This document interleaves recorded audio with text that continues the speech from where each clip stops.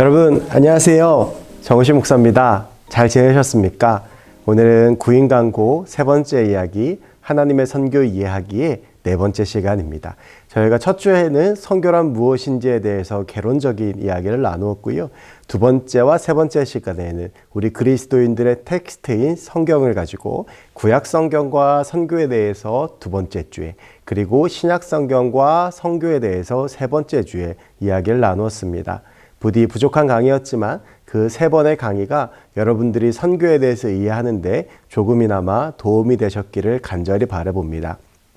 오늘은 네 번째 시간으로 타문화권 선교에 대한 이야기들을 잠시 나누어 보려고 합니다. 이제는 개론적인 이야기를 마치고 조금은 실제적인 이야기를 하려고 하는데요. 타문화권이라고 하는 것은 결국엔 타종교권이라고도 할 수 있습니다.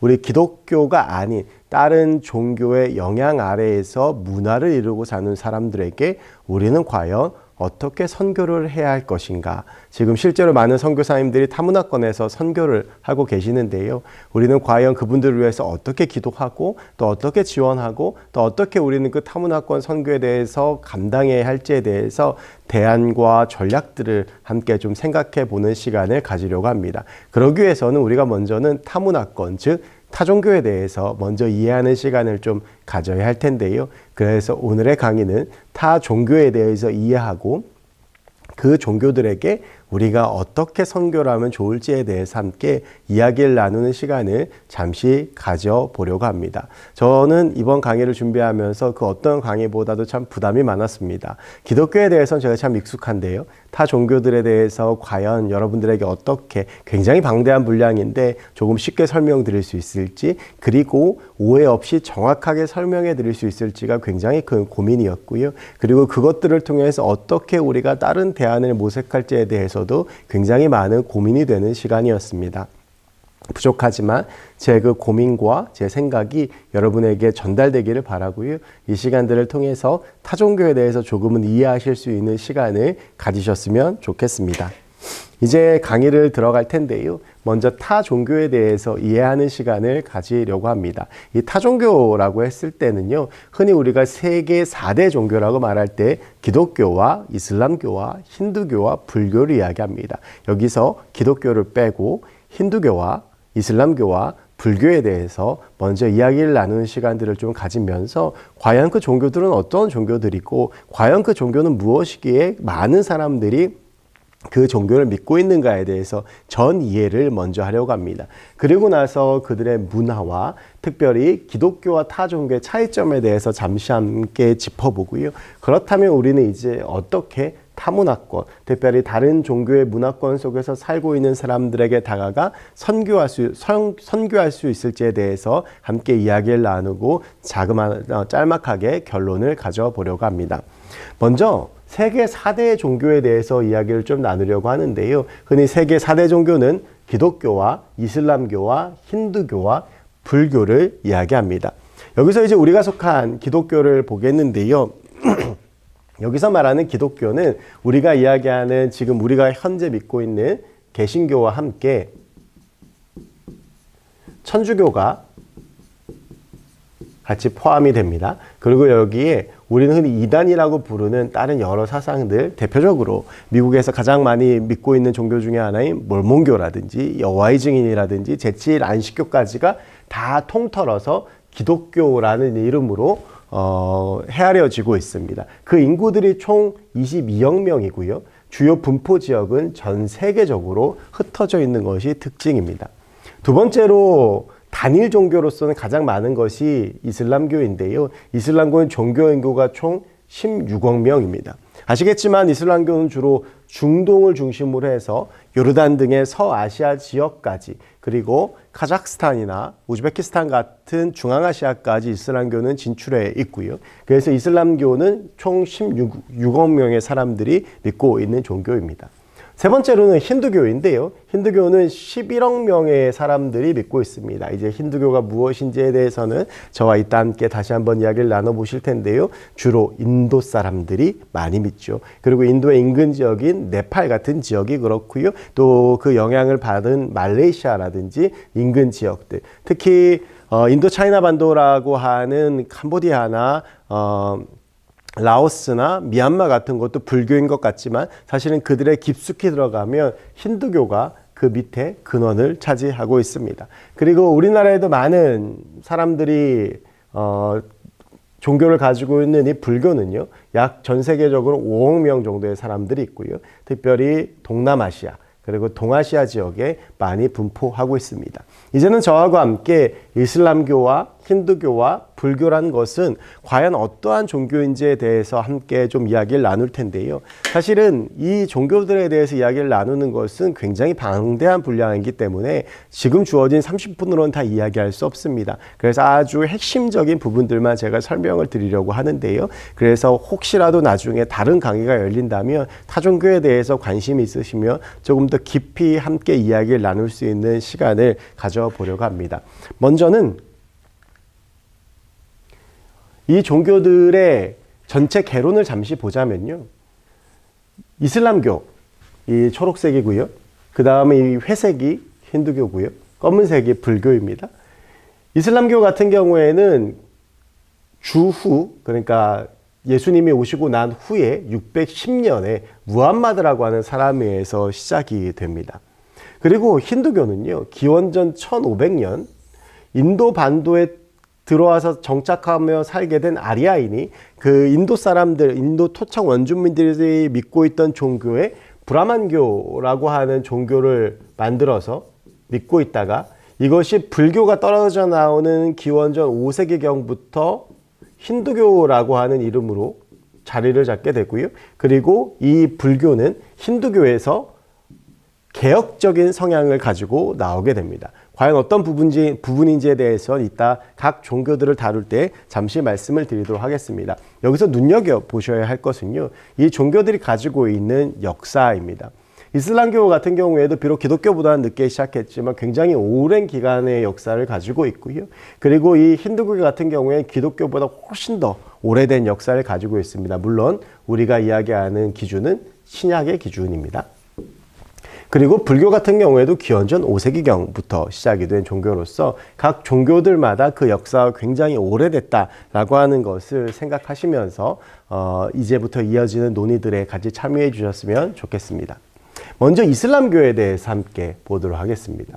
흔히 이슬람교 그러면 굉장히 폭력적이고 그리고 전 세계 테러리스트들을 생각하는 경향들이 많은데요. 사실은 모든 이슬람교가 그렇지는 않습니다. 이슬람교는 굉장히 평화를 중요시하는 종교로 알려져 있는데요.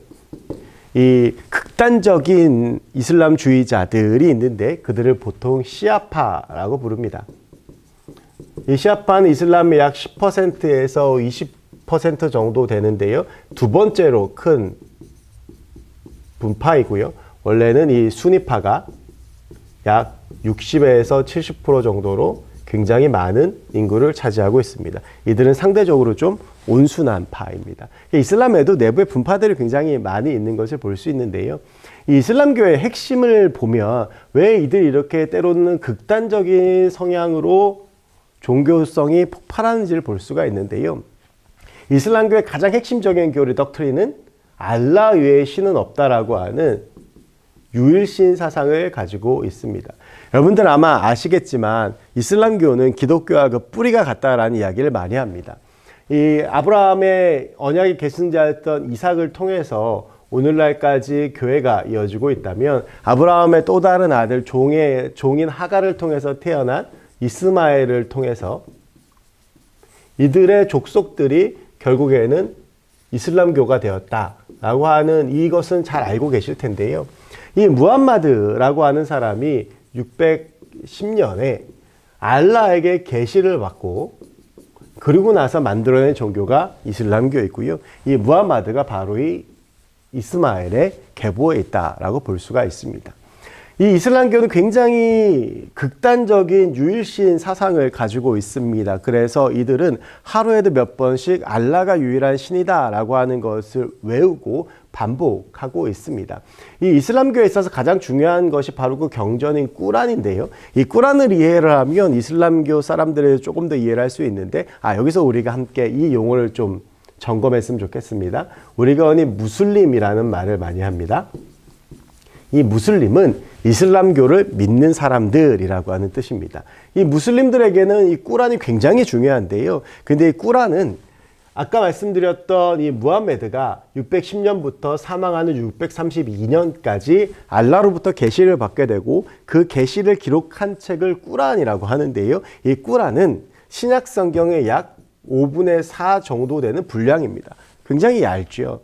그런데 이 꾸란의 내용을 함께 볼 필요가 있습니다. 하나하나 구절까지 볼 필요는 없겠지만 이 꾸란이 추구하는 바를 보면 이슬람교가 보이는데요. 꾸란에는요, 사랑이라는 단어가 거의 등장하지 않습니다. 꾸란에 가장 많이 나오는 말은 순종입니다. 그래서 이슬람교에게 있어서 가장 중요한 가치는 순종입니다. 그래서 신에게 순종하는 것이 중요하고요. 그래서 신의 말들을 문자 그대로 지켜야 합니다. 그래서 이슬람교의 구원은 전적으로 순종할 때 이루어집니다. 그러니까 이들은 그토록 자신들의 행위에 대해서 조심하는 건데요. 이들이 살면서 지켜야 되는 5가지의 기둥이 있습니다. 그 기둥이 샤하다, 샬라트, 하지, 쏨, 자카트인데요. 여기서 이 샤하다는 신앙 고백, 아까 제가 말씀드렸던 알라는 유일한 신이다 라고 이야기하는 것이고, 살라트는 기도입니다. 그래서 무슬림들은 어느 때나 정한 시간이 되면 기도하는 것 알고 계실 겁니다. 하지는 성지순례인데요. 이들은 평생을 살면서 그들의 성지 메카 메디나는 반드시 한 번씩 가야 된다 라고 하는 규례를 가지고 있고요. 쏨은 금식인데 여러분들이 한 번쯤은 들어보셔서 라마단이 바로 이 쏨에 해당한다고 할 수 있겠습니다. 자카트는 헌금인데요. 그냥 헌금이 아니라 다른 사람들을 돕는 자선 헌금을 이야기합니다. 이 5가지 기둥을 잘 지키는 것이 이슬람교에 있어서는 굉장히 중요한 교리이고요. 이슬람교는 그래서 믿음과 순종을 중요하게 여기고 이 꾸란에서 나온 샤리아법을 목숨처럼 여깁니다. 왜냐하면 이들은 순종을 해야 구원받을 수 있기 때문입니다. 이슬람교는요, 원죄를 인정하지 않습니다. 이슬람교는 순종함으로써 누구나 구원받을 수 있다고 믿는데요. 한 가지 재미있는 것은 이 이슬람교가 이야기하는 천국입니다. 이슬람교는 사람은 천국에 갈 수 없다라고 이야기를 합니다. 천국에는 오직 그들의 유일한 신 알라만이 있고요. 사람이 죽으면 가게 되는 곳은 낙원인데요. 그 낙원에 가게 되면 누구나 나이가 33살로 통일되고, 그리고 그곳에서 가정을 꾸리고 살게 되고 맛있는 술과 맛있는 음식이 있다라고 하는 것이 이슬람교가 말하는 낙원입니다. 많은 사람들이 그런 질문을 합니다. 이슬람교는 예수에 대해서 어떻게 생각하느냐? 이슬람교는 예수를 인정합니다. 하지만 예수가 신이 아니라 위대한 선지자라고 인정을 하고요. 그가 실패했기 때문에, 그리고 그가 남겼던 예언들 사람들이 제대로 지키지 못했기 때문에 알라가 다시 보낸 위대한 예언자, 알라가 다시 보낸 그의 계시를 계승한 사람이 무하메드다라고 가르치고 있습니다. 그래서 이 이슬람교는요, 예수를 신이 아니라 위대한 선지자라고 규정을 하고 있고요. 그러면서 종교가 일상의 삶과 정치의 모든 영역을 지배합니다. 이것은 순종을 해야 구원받을 수 있기 때문입니다. 자, 여러분, 이런 이슬람교의 교리를 가지고 산다고 한번 생각해 보실까요? 과연 삶에 행복과 기쁨이 있을까요? 정말 전쟁 같은 삶이지 않겠습니까? 저는 이 이슬람교에 대해서 다시 한번 보면서 이 무슬림들이 정말 너무나도 다시 긍휼의 마음이 품어졌습니다. 얼마나 이 율법을 지키기 위해서, 이 샤리아법을 지키기 위해서, 그리고 이 계시를 지키기 위해서 얼마나 피땀 나는 노력을 하는가. 여러분, 이 무슬림들하고 혹시 라면을 드셔보신 적이 있나요? 그들은 라면을 먹을 때 뒤에 있는 봉지에 있는 성분표에 과연 돼지고기가 들어가는지를 다 보고 들어가 있으면 먹지 않습니다. 삶의 하나하나가 속박인 것이죠. 우리 예수님께서는 그 모든 것으로부터 우리를 자유하게 하려고 이 땅 가운데 오셨는데, 이들은 여전히 거기에 묶여서 그것을 꼭 지켜야만 구원받는다라고 생각하고 있는 것입니다. 이것이 바로 이슬람교입니다. 두 번째로는 힌두교에 대해서 좀 보려고 합니다. 이 힌두교는요, 인도를 중심으로 오는데요. 원래 이 힌두라는 말은 산스크리트어로 거대한 거대한 물줄기라고 하는 신두라는 말에서 오고요. 이 신두가 힌두가 되고 이 힌두가 인도가 됩니다. 그러니까 이 국가 자체가, 그 민족 자체가 힌두교의 민족이라고 볼 수가 있는데, 아까 말씀드렸지만 힌두교의 역사는 BC 1500년경부터 시작이 됩니다. 이 인도 땅에 아리아인들이 오면서 이 힌두교의 역사가 시작이 되는데요. 중앙아시아를 중심으로 살고 있었던 이 아리아인들이 인도 반도에 오면서 그 인도에 살고 있던 토착민들을 지배하기 위해서 브라만교라고 하는 종교를 만들고요. 그리고 이 브라만교를 통해서 그들을 통제하는데, 이 브라만교에서 나오기 시작한 게 여러분들이 잘 알고 계시는 카스트 제도입니다. 이 카스트 제도는 총 인간을 4개의 계급으로 구분을 하는데요. 가장 밑에 계층인 수드라, 그 위에 상인 계층인 바이샤, 그 위에 무사 계층인 크샤트리아, 그 위에는 성직자 계층인 브라만이 있습니다.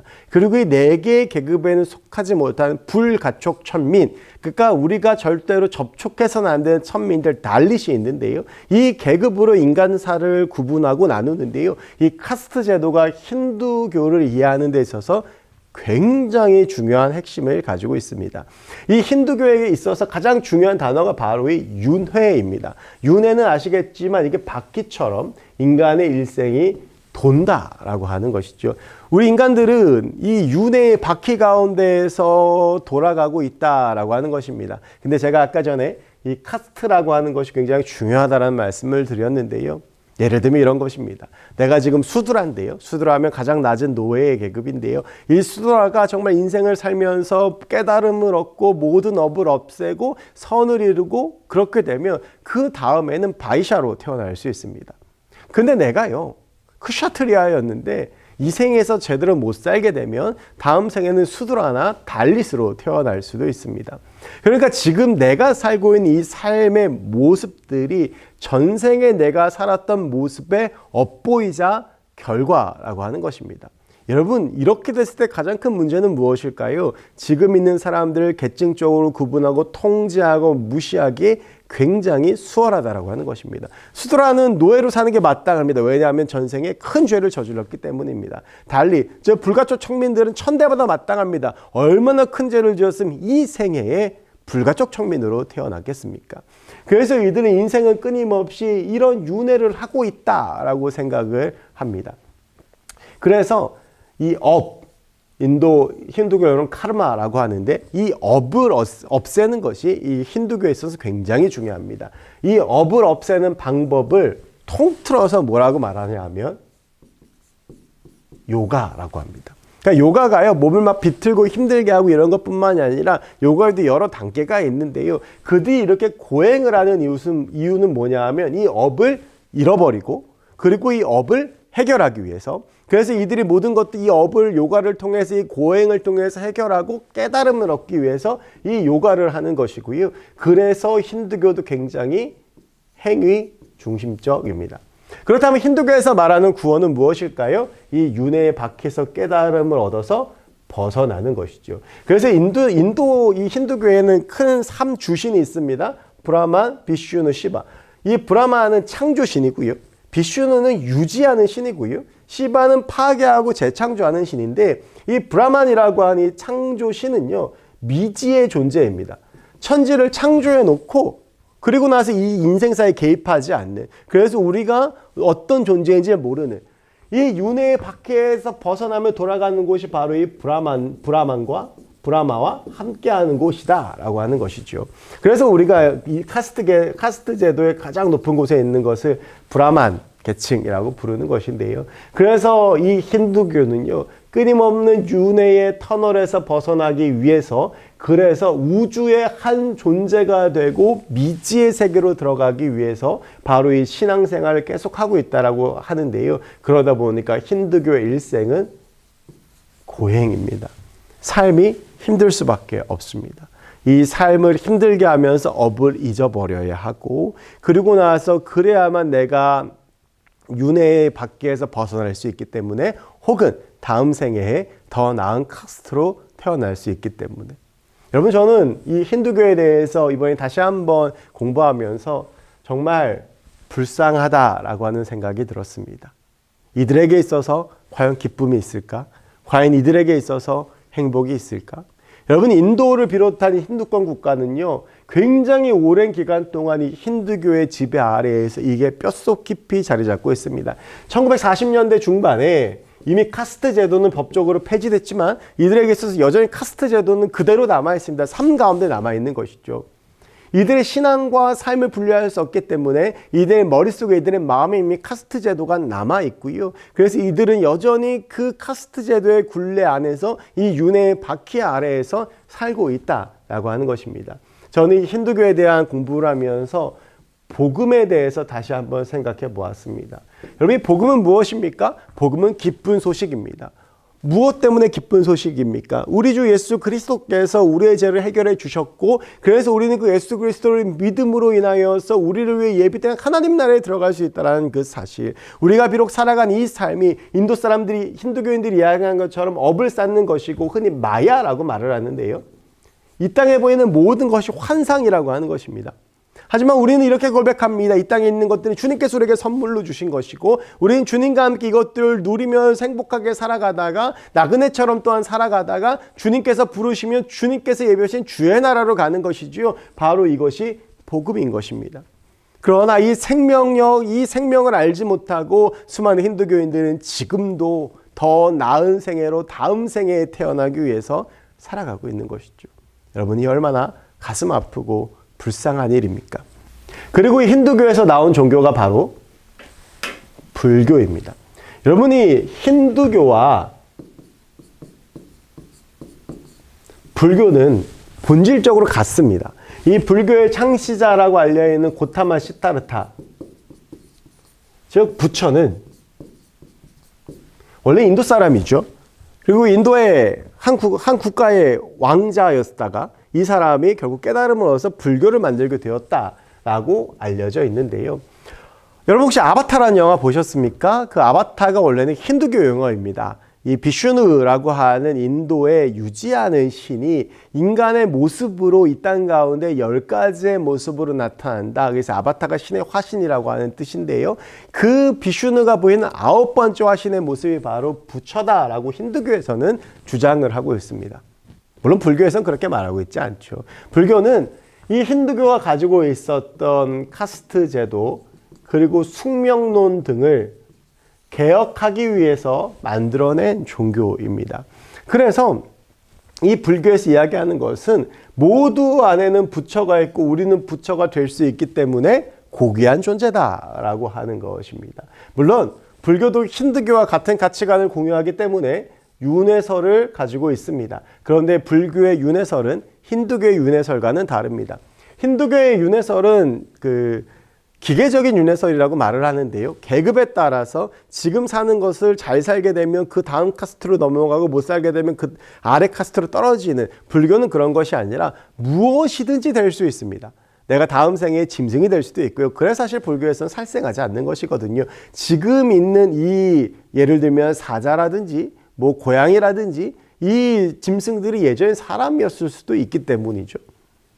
불교에서는요, 이렇게 기계적으로 윤회가 돌아가는 것이 아니라 다음 생에 무엇이라도 될 수 있다라고 하는 것입니다. 그런데 내가 지금 살아가고 있는 이 삶 가운데 어려운 일이 생기거나 무슨 일이 생기면 그건 전생에 업보에서 온 것이다 라고 이야기하고 있죠. 힌두교의 윤회하고는 조금 달라 보이지만 불교 역시도 전생과 지금 생을 연결하고 있는 것은 마찬가지입니다. 이 연기설이 그것인데요. 이것이 있으니 저것이 있고 저것이 있으니 이것이 있다. 우리가 이 색즉시공이라고 부르는 이 말도 마찬가지입니다. 현실의 물질적인 존재는 모두 인연에 따라 만들어졌다. 그래서 불교는 사실은 굉장히 관계 중심적인 종교입니다. 근데 이 불교에서도요, 결국 깨달음을 얻어서 이 윤회의 바퀴에서 벗어나야 됩니다. 아까 말씀드렸죠? 이 힌두교에서는 윤회의 바퀴를 벗어나게 되면 이 브라만이 있는 그 미지의 세계로 간다라고 한다면, 이 불교에서 윤회의 바퀴를 벗어나게 되면 어디로 가냐 하면 극락으로 갑니다. 흔히 우리가 이야기하는 천국과 비슷한 개념입니다. 그래서 이 극락으로 가서 우리가 흔히 극락왕생이라는 말을 많이 쓰는 것이죠. 이 불교는요, 그래서 이 윤회의 밖을 벗어나기 위해서는 결국에는 해탈을 해야 되는데, 이 해탈이 깨달음을 얻기 위해서 흔히 불교에서 말하는 무아, 나 자체도 없어지고 이 세상의 모든 집착을 벗어버리고 이 세상의 모든 것을 벗어버리는 이 해탈을 얻기 위해서 무엇을 해야 되느냐? 고행을 해야 된다라고 하는 것이죠. 그래서 흔히 108배라든지 이런 고행들이 있습니다. 여러분, 이 불교하고 힌두교의 가장 큰 공통점은 무엇이냐 하면 이들이 말하는 것은 자력 구원입니다. 내 힘으로 구원할 수 있다는 것이고요. 불교에선 내 안에 부처가 있기 때문에 모든 집착을 벗어버리면 그 부처가 보이고 나도 부처가 될 수 있다라고 하는, 나도 신이 될 수 있다라고 하는 사상을 보여주고 있는데요. 이 역시도 굉장히 이 세상을 살아가면서 고행을 해야 되고 힘들어해야 되고 이러한 기반을 가지고 있다라고 하는 것이죠. 인간의 삶은 생로병사의 괴로움이고 깨달음을 얻어서 자유해질 수 있다라고 가르치면서 이 땅에서의 삶은 괴로움이다라고 이야기를 하고 있습니다. 이것이 불교에 대한 이해입니다. 자, 여러분, 저하고 함께 이슬람교, 힌두교, 불교에 대한 이야기를 나누었는데요. 아까 말씀드렸지만 이슬람교는 중동과 서아시아를 중심으로, 힌두교는 인도와 인근 지역을 중심으로, 그리고 불교는 동아시아와 동남아시아를 중심으로 분포되어져 있습니다. 흔히 우리가 가는 선교지들이 이런 곳인데요. 우리가 이런 곳에 가서 선교를 할 때에 과연 그럼 어떠한 문제가 있는지에 대해서 함께 좀 보려고 합니다. 먼저는요, 개인적인 문제로 삶 속에 깊이 파고든 종교입니다.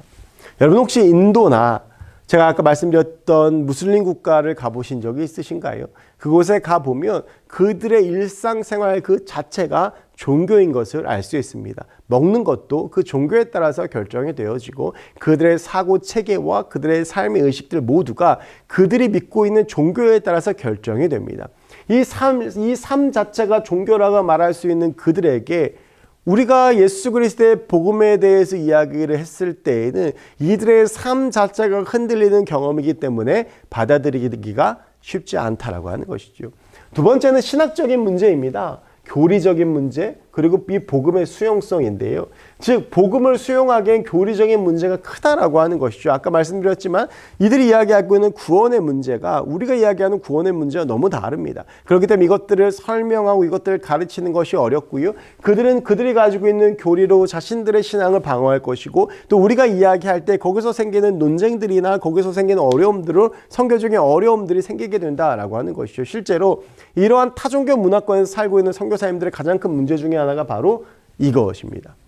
여러분, 이 알라라고 하는 말은요, 이 이슬람 문화권에서 하나님을 말할 때도 같은 단어를 씁니다. 제가 몽골에 처음 갔을 때 이 하나님에 대해서 이야기를 할 때 몽골어로 하나님이 보르항이거든요. 그래서 이 보르항에 대해서 이야기를 했더니 자기들도 보르항을 믿는다라고 이야기를 해서 같은 기독교인 줄 알았더니 그들은 부처를 보르항이라고 부릅니다. 그러니까 그들이 가지고 있는 뿌리 깊게 자리 잡고 있는 교리적인 문제가 우리가 잘 설명해내야 하는 과제를 가지고 있다라고 하는 것이고요. 선교사님들은 그러한 과제 속에서 오늘도 씨름하면서 타문화권 선교를 감당하고 있다라고 하는 것이죠. 또한 가장 중요한 문제 중에 하나가 바로 이 사회학적 문제인데요. 이 문제들과 함께 연결이 되는 것입니다. 삶 속에 깊이 파고든 종교는 이 종교란 것은 항상 공동체성을 가지게 됩니다. 예를 들면 인도에서 이런 일이 있었습니다. 인도의 한 여성이 회심을 하고 교회를 다니게 됐는데요. 이 인도는요, 마을마다 공동 수도를 쓰는 곳이 굉장히 많이 있습니다. 그래서 인도 여자들의 꿈이 화장실 있는 집에 시집 가는 거라고 합니다. 그 정도로 물이 귀하고 수도 시설이 잘 안 돼 있는데요. 이 여인이 복음을 받아들이고 교회를 나가게 되자 이 마을에서 이 여인의 공동우물 사용을 금지시켰습니다. 그러니까 물을 먹을 수도 없고 화장실을 갈 수도 없고 씻을 수도 없는 것입니다. 즉 너는 이 공동체에서 이탈해라 라고 하는 것입니다. 실제로 인도에서는 개종자들, 기독교 개종자들은 그 신분이 무엇이었든지 간에 불가촉 천민인 달릿으로 떨어지게 됩니다. 제가 태국에 가서 선교를 했을 때의 일인데요. 태국에서 선교할 때 많은 사람들이 모여서 함께 집회를 하고 또 즐거운 시간을 보내다가 마지막에 복음을 전하는 시간이 있었습니다. 그리고 복음을 전하고 콜링을 했는데 저하고 함께 세네 시간을 함께 웃고 떠들면서 시간을 보냈던 이 청년이 복음에 대해서 받아들인 걸 주저하다가 결국에는 떠나갔습니다. 왜 그렇습니까? 이 친구가 복음을 받아들인다고 하는 것은 불교 문화권 안에 있는 자신의 가정과 모든 공동체와의 결별을 선언하는 것이기 때문에 그렇습니다. 그래서 타 종교 문화권에서 선교를 한다라고 하는 것은 그렇게 쉬운 문제가 아닙니다. 왜냐하면 이들의 삶 가운데 이미 종교가 자리 잡고 있고, 그리고 그 종교가 삶 속에 자리 잡고 있어서 그들의 머릿속에는 이미 그들의 교리가 자리를 잡고 있고요. 그리고 그것은 결국 공동체의 문제와 연결이 되기 때문입니다. 여러분, 이 문제는요, 사도 바울이 복음을 전할 때에도 굉장히 많이 등장합니다. 복음을 전하고 받아들였지만 다시 이 유대인들은 유대교적 전통으로 회개하려고 하는 모습도 보이고요. 이방인들 역시도 자신의 전통을 떠나지 못하고 그 안에서 신앙이 변질되어지는 모습에 대해 사도 바울이 지도하고 책망하는 것도 바울 서신에서 우리가 볼 수 있는 부분입니다. 결국 인간이 살아가고 있는 모든 그 삶의 반경, 삶의 행위 자체를 문화라고 한다면 오랜 시간 동안 그들 앞에 자리 잡고 있었던 이 종교의 문제를 뛰어넘어서 제대로 된 복음을 전하고 그들을 변화시킨다라고 하는 것은 결코 쉬운 문제가 아닙니다. 또 한 가지는 개인적인 문제이기도 합니다만 심리학적인 문제인데요. 전혀 새로운 종교를 받아들이는 것에 대한 반발감과 거부심이 있습니다. 우리가 무엇이든지 새로운 것을 받아들이는 것은 참으로 어렵지 않습니까? 그것이 종교라고 하면 더 심하겠죠. 여러분, 그래서 어떠한 특정 종교가 그 사회 가운데에서 지배하고 있는 사회에서는 선교란 너무 어렵습니다. 우리가 힌두권 선교가 그래서 어렵고요. 무슬림권 선교가 그래서 어렵고요. 불교권 선교가 그래서 어렵습니다. 불교권 선교 같은 경우에는 많은 사람들이 모이는 것 같지만 사실은 그 중에서 개종을 하고 회심하는 사람의 숫자가 매우 드뭅니다. 왜냐하면 불교는 모든 것 안에 부처가 있기 때문에 다른 종교를 긍정적으로 바라봅니다. 하지만 그 모든 것들을 불교적인 세계관을 해석하기 때문에 결국엔 타협하지 않고 자신의 종교로 돌아가게 되는 것이죠. 자, 그렇다면 여러분, 여기서 이제 우리가 질문해야 하는 것이 있습니다. 그러면 우리는 타 종교 문화권 선교를 포기해야 합니까? 근데 그럴 수가 없습니다. 아까 전에 제가 처음 시작하면서 도표를 보여드렸지만 이슬람교가 16억 명이고요. 힌두교가 11억 명이고 불교가 5억 명입니다. 우리가 이제 미전도 종족에게만 나아가 선교한다 그렇게 하기에는요, 이미 타 종교를 가지고 있는 이들이 차지하고 있는 범위가 너무나도 많습니다. 결국 우리는 이 타 종교 문화권 선교를 포기할 수 없습니다. 문제는 어떻게 지혜롭게 선교할 것인가 라는 것입니다. 먼저는요, 그 이야기를 하기 전에 기독교와 타 종교의 차이점에 대해서 짚고 넘어가도록 하겠습니다. 타 종교는요, 저하고 함께 보시면서 느끼셨는지 모르겠지만 지극히 개인적인 삶과 구원에 초점이 맞추어져 있습니다. 내가 구원받는 것, 그래서 순종하고, 그래서 내가 요가하고, 그래서 내가 내 모든 삶의 고리를 끊어내고, 지극히 개인적인 것에 맞춰져 있다면 기독교는요, 개인의 구원이 중요하지만 하나님 나라의 선포를 다루고 있습니다. 인생을 살아가면서 업과 윤회의 관점으로 타 종교가 보는 측면이 많다면 기독교는요, 새 예루살렘과 천국을 바라보면서 특별히 이 땅의 나의 삶 가운데 임하는 하나님의 나라를 기대하면서 살라고 이야기를 합니다.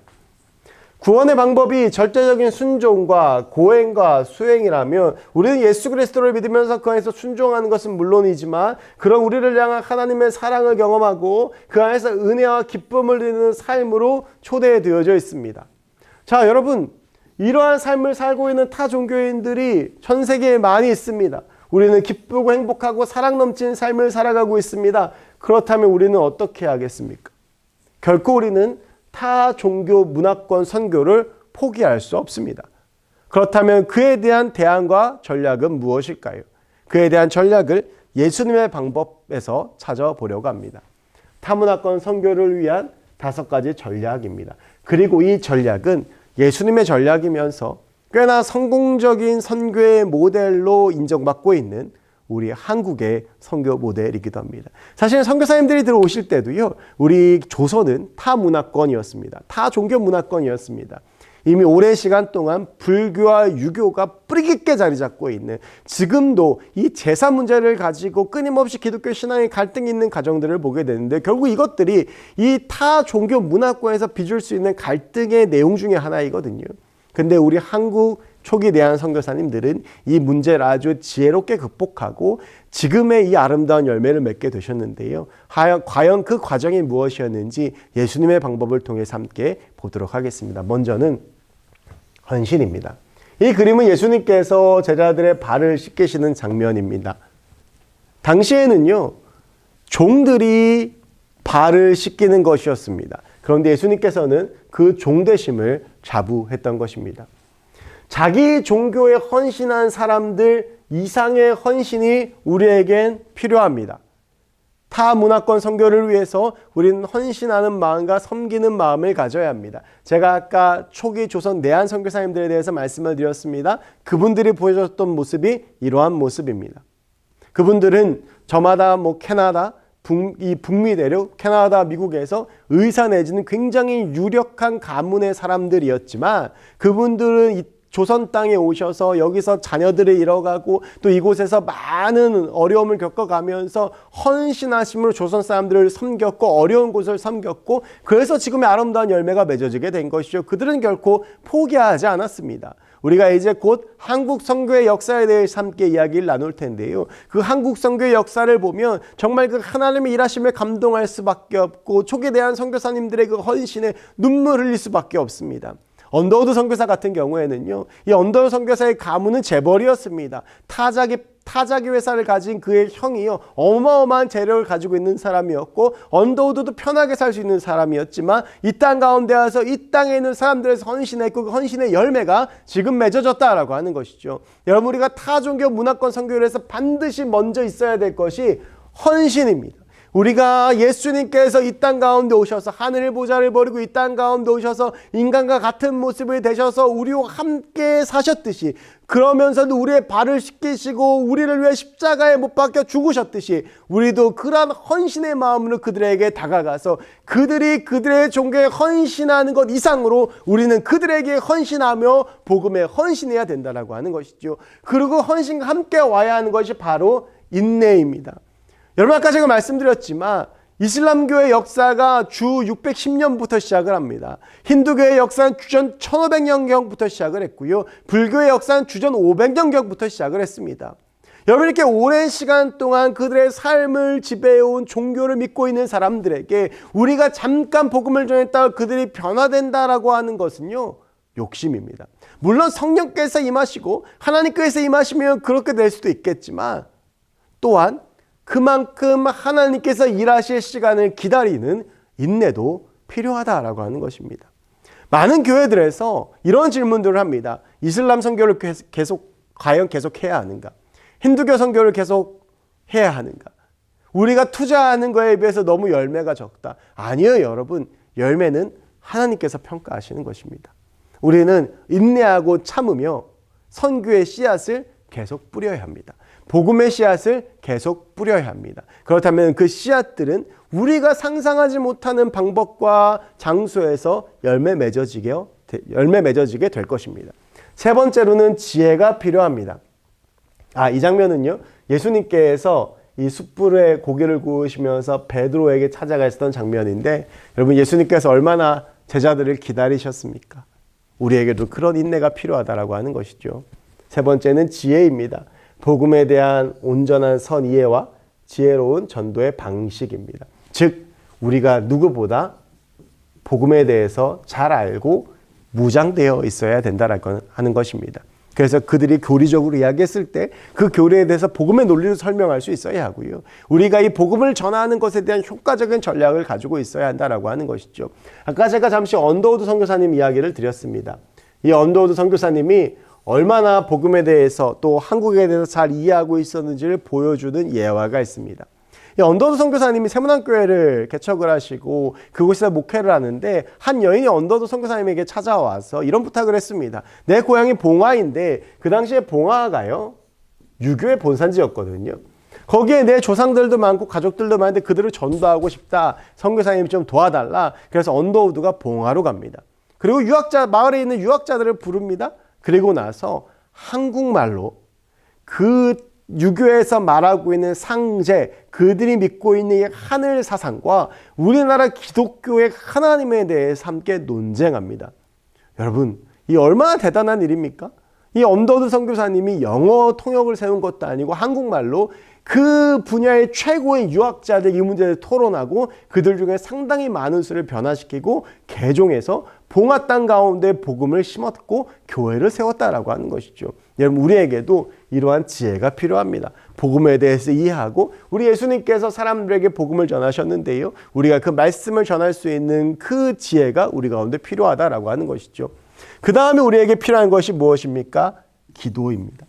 아까 전에 제가 말씀드렸지만 이 타종교 문화권 선교는요 주의 도우심 없이는 할 수 없습니다. 즉 우리가 기도로서 하나님의 뜻을 구하고 하나님이 일하시길 구하며 포기하지 않고 기도하는 것, 바로 이 기도가 우리 가운데 필요하다라고 하는 것인데요. 우리 예수님께서 이 땅을 위해서 기도하셨듯이, 우리 예수님께서 이 땅을 위해서 무릎 꿇으셨듯이 우리도 타 종교 문화권을 위해서 함께 기도하며 나아가야 하겠고요. 마지막은 사랑입니다. 끝까지 사랑하고 품으셨던 우리 주님의 사랑. 십자가에 달려 죽으시면서도 사람들에게 저들의 죄를 용서해달라고 하나님께 기도하며 그 사람들을 보면서 끝까지 사랑의 눈빛으로 보셨던 바로 그 예수님의 사랑이 우리 가운데 필요합니다. 여러분, 아까 전에 제가 힌두교와 불교와 이슬람교에 대해서 말씀을 드렸는데요. 여러분, 이들이 얼마나 가슴 아픈 삶을 살아가고 있습니까? 여전히 그 법 조문들에 묶여서 윤회의 바퀴 아래에서 자신의 몸을 괴롭게 하며 또한 자신에게 부여되는 것 이상의 순종을 요구받으며 그리고 나서 정말로 인간으로서는 살아가기 어려운 일들을 해나가며 살아가는 것들을 우리가 시시때때로 뉴스에서도 볼 수 있습니다. 그들이 하나님께서 우리에게 주신 사람인 것을 깨닫고 우리가 그들을 위해서 기도하며 또한 그들을 위해서 일하고 선교하고 계신 선교사님들을 위해서 기도하며 함께 나아가는 저와 여러분들이 되었으면 좋겠습니다. 여러분, 하나님은 지금도 그들을 위해 변함없이 일하고 계십니다. 그래서 우리도 헌신하고 인내하며 지혜롭게 간절히 기도하면서 뜨겁게 그들을 사랑하고 하나님의 선교를 위해 살아가야 하겠습니다. 저는 우리 안양제일교회를 통하여 또한 이렇게 저하고 함께 강의를 듣고 있는 여러분들을 통하여 하나님께서 오랜 기간 동안 사망의 그늘에 앉아 사망의 권세에 매여서 있는 그들에게 어떻게 일하실지가 기대됩니다.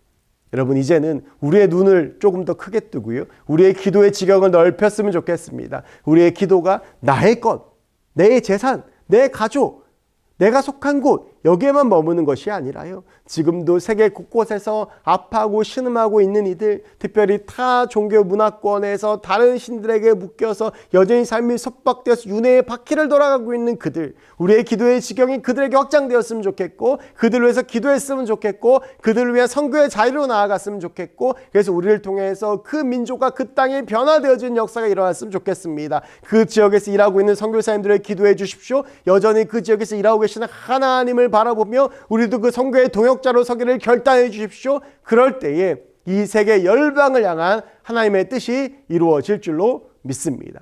조금은 지루하실 수 있는 주제였지만 이렇게 함께 해주셔서 감사합니다. 저와 여러분들을 통해서 이루실 하나님의 일들을 기대합니다. 그럼 이제 기도하고 마치도록 하겠습니다. 하나님, 이 시간 타문화권, 특별히 타종교 문화권에 대해서 함께 이야기를 나누었습니다. 우리 귀한 성도님들 이 시간을 통해서 도전받게 하시고 특별히 헌신하고 인내하며 뜨겁게 그들을 사랑하고 지혜롭게 복음으로 무장하며 하나님을 바라보며 나아갈 수 있는 우리가 될 수 있도록 주님 도와 주시옵소서. 우리를 통해서 하나님께서 하나님의 일들을 해나가실 줄로 믿습니다. 하나님 도와주시고 특별히 이 모든 것들에서 기도하는 우리가 될 수 있도록 주님 도와 주시옵소서. 함께 하심에 감사드리며 이 모든 말씀 예수 그리스도의 이름으로 기도하옵나이다. 아멘. 자, 여러분 이제 다음 주에 세계 선교 역사라는 주제를 가지고 다시 만나도록 하겠습니다. 감사합니다.